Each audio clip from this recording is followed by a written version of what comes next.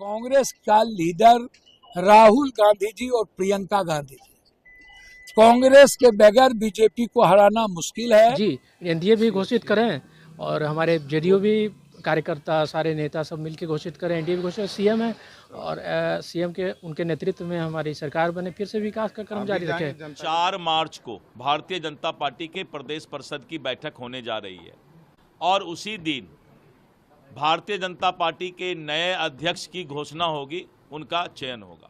नमस्कार। राहुल गांधी और प्रियंका गांधी की रणनीति ने बिहार सरकार की चूल हिलाकर रख दी है।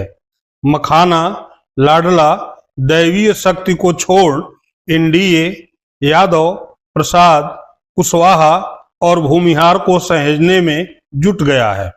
राहुल ने बिहार में सोशल इंजीनियरिंग का जो दांव चला है, उसके सामने अब मोदी जी का लाभार्थी फार्मूला फीका पड़ चुका है। बिहार में आनन फानन में भाजपा ने मंत्रिमंडल में फेरबदल कर कुर्मी, यादव और भूमिहार पर फोकस करते हुए राहुल गांधी की रणनीति के उस इम्पैक्ट को बेअसर करने का प्रयास किया है जिसे राहुल सामाजिक न्याय पुकारते हैं। खबर है कि नीतीश कुमार को दैवीय शक्ति देने वाले दिलीप जायसवाल को मंत्रिमंडल से बाहर कर दिया गया है। साथ ही भारतीय जनता पार्टी ने बिहार के मंत्रिमंडल में पप्पू यादव और कन्हैया कुमार की जात के चेहरों को प्राथमिकता पर रखा है। नीतीश मंत्रिमंडल में भाजपा के 7 नए चेहरों को जगह दी गई है, लेकिन भाजपा की परेशानी यहीं खत्म होने वाली नहीं है। भाजपा को उस सवाल का भी जवाब देना है जिसे नीतीश कुमार ने पुत्र निशांत कुमार के जरिए आगे बढ़ाया है। पिता को भी लाडले मुख्यमंत्री बताया है। हाँ, तो गठबंधन है तो बोलेंगे ही अच्छा है, काम किया उन्होंने जी। तो हम आप मीडिया के माध्यम से इस राज्य के सारे युवाओं को, वृद्ध उम्र के हर तबके के लोगों को आह्वान करते हैं कि वोट करें। विकास किया है पिताजी ने। पिछले बार आप लोगों ने 43 सीट दे दिया, तब भी उन्होंने विकास का क्रम जारी रखा। तो इस बार थोड़ा सीट बढ़ाना मांगता है ताकि आगे भी पिताजी विकास जारी रखें। चर्चा ये हो रही है कि आप राजनीतिक में आना। अरे चलिए, कार्यकर्ताओं की भी डिमांड लगातार। और अपने पार्टी के कार्यकर्ताओं को भी मैं आह्वान करता हूं, जाइए जन जन तक। पिताजी की नीतियां जो उन्होंने 19 साल में काम किया है, विकास किया, उसको जन जन तक पहुंचाएं। जनता को मालूम होना चाहिए ना कि क्या होना चाहिए, उसमें कमी नहीं होनी चाहिए। तब जाके जनता समझे कि हाँ ये लायक है तो ठीक है। 25 में भी मुख्यमंत्री नीतीश कुमार जी, एनडीए भी घोषित करें और हमारे जेडीयू भी कार्यकर्ता सारे नेता सब मिलकर घोषित करें। एनडीए भी घोषित, सीएम है और सीएम के उनके नेतृत्व में हमारी सरकार बने, फिर से विकास का क्रम जारी रखें जनता के बीच। अरे चलिए। ये तेज प्रताप यादव कह रहे हैं कि आप भी यंग हैं, आपको राजद ज्वाइन कर लेना चाहिए। अरे कहते हैं, अरे भाई जो भी कहें, जनता के दरबार में चलते हैं, वो बताएंगे क्या करना है, जनता देखेगी कौन क्या कहते हैं। अगर जनता चाहेगी तो आप राजनीति में आएंगे। अरे निशांत कुमार ने इस छोटे से बयान में न केवल मोदी की रणनीति को चुनौती दे डाली, बल्कि जदयू में सफर कर रहे भाजपा के स्लीपर सेल को भी चुनौती दे दी। मसलन निशांत ने मोदी की लाडले वाली चाल को ये कहते हुए एक्सपोज कर दिया कि मोदी जी गठबंधन में हैं तो लाडला कहना पड़ेगा। पिता को भी लाडले मुख्यमंत्री बताया है। हाँ, तो गठबंधन है तो बोलेंगे ही। निशांत ने 2 टूक में मोदी नीति, भाजपा सहित समूचे एनडीए अर्थात मांझी और चिराग पासवान को भी बता दिया कि नीतीश कुमार को सीएम का चेहरा घोषित करें। जी, एनडीए भी घोषित करें और हमारे जेडीयू भी कार्यकर्ता सारे नेता सब मिलकर घोषित करें। एनडीए भी घोषित, सीएम है और सीएम के उनके नेतृत्व में हमारी सरकार बने, फिर से विकास का क्रम जारी रखें जनता के बीच।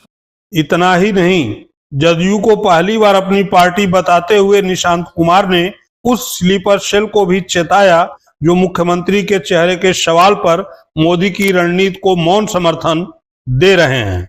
निशांत ने कहा कि हमारी पार्टी के लोग भी पिताजी अर्थात नीतीश कुमार को सीएम चेहरा घोषित करें। और हमारे जेडीयू भी कार्यकर्ता सारे नेता सब मिलकर घोषित करें। एनडीए भी घोषित, सीएम है और सीएम के उनके नेतृत्व में हमारी सरकार बने, फिर से विकास का क्रम जारी रखें। जनता के बीच। निशांत कुमार के हवाले से चली गई नीतीश कुमार की इस चाल से मोदी के होश उड़ गए। हालांकि भागलपुर की ही सभा में इशारों में ही नीतीश कुमार ने मोदी को बता दिया था कि बिहार में नीतीश कुमार ही चलेंगे उन्हीं की चलेगी। यहाँ न तो महाराष्ट्र की तरह हिंदू मुस्लिम चलेगा और न ही वह एकनाथ शिंदे बनेंगे। नीतीश कुमार ने ये भाषण देकर मोदी के भाषण की लक्ष्मण रेखा खींच दी थी, तो निशांत के हवाले से अपने नाम को आगे बढ़ाकर अब ये भी बता दिया है कि मोदी, मांझी और चिराग पासवान मुगालते में न रहें। फिलहाल भाजपा बिहार में मंत्रिमंडल का विस्तार कर चुकी है और राहुल गांधी के उस सामाजिक न्याय की रणनीति को थामने की कोशिश कर रही है जिसे लेकर पप्पू यादव और कन्हैया कुमार सरीखे कांग्रेसी सक्रिय हैं। चलिए, कांग्रेस इस बिहार का विकल्प होगा और सभी जाति धर्म को कांग्रेस ही ले चल सकती है। 17 साल एनडीए और लोग जो राज किए हैं वो गलतफहमी में ना रहें। हमारे नेता महासचिव जी ने जो बात कही है हम उनका स्वागत करते हैं। जो भी निर्णय लेंगे हम कांग्रेस के साथ। क्या इससे घाटा होने वाला है? आरजेडी से अलग अलग कांग्रेस चुनाव अच्छा, हमने तो ये हम जानते नहीं है क्या होगा। हम तो ये नहीं कह रहे हैं कि अलग लड़ेंगे। हम कैसे कह सकते हैं? ये निर्णय हमारे नेता लेंगे।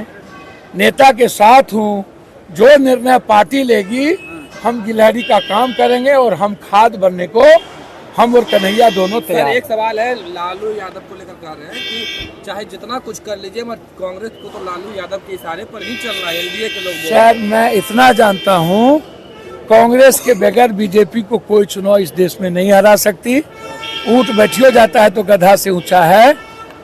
कांग्रेस के कारण ही किसी का रेस्पेक्ट है और एक दूसरे के कारण एक दूसरे का रेस्पेक्ट होता है। यह नहीं कि लालू जी रेस्पेक्टेबल है, वो हमारे बुजुर्ग हैं, पिता की तरह है, नेता हैं, लेकिन याद रखिएगा राहुल जी और प्रियंका गांधी आज एक बड़ी विचारधारा है। कांग्रेस को आप रेस्पेक्ट दीजिएगा तो रेस्पेक्ट पाइएगा। Thank you sir. Nishant Kumar के जरिए बनाई गई नीतीश कुमार की रणनीति पर मोदी का सियासी ऊंट किस करवट बैठता है ये अभी देखना है। थोड़ा इंतजार कीजिए। सर्वप्रथम तो जो खींचतान की हम बात करते थे वो आपको दिख रही है। वर्चस्व की लड़ाई है बीजेपी और जेडीयू के बीच में, और मुझे लगता है कि बीजेपी का दिल धक धक धक धक होता रहता है जब नीतीश कुमार जी अपना फोन उठाते हैं कि वो किससे बात कर रहे हैं। लेकिन ये जो शिगुफा है ना एक्सपेंशन का, ये शिगुफा है। बिहार में एक सर्वे हुआ, जातिगत सर्वे हुआ, उसने कुछ बहुत कटु सत्य इस देश के सामने रखे। जिस वेबसाइट पर वो सर्वे है वो वेबसाइट ही 4 महीने से नीचे है। बिहार की सरकार ने अपने सर्वे के बेसिस पर कौन सा नीति निर्माण किया?